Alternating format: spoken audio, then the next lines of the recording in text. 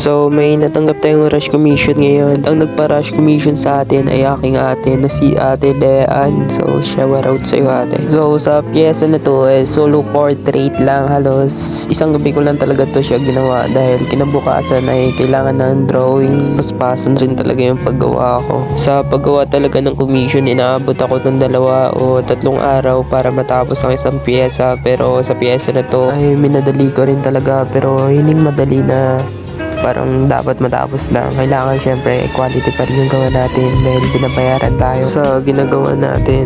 So sa part na to, pinirmahan ko lang dyan na. Tapos na, boy.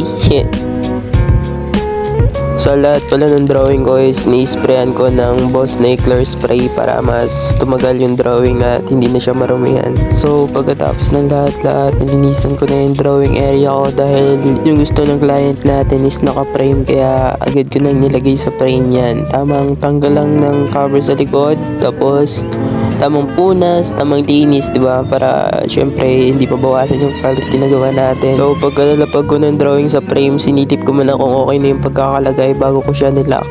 Yan. So yan na. Tignan mo naman yung quality niyan, par. So sa mga gusto magpa-commission, just DM me. Thank you so much sa panunood.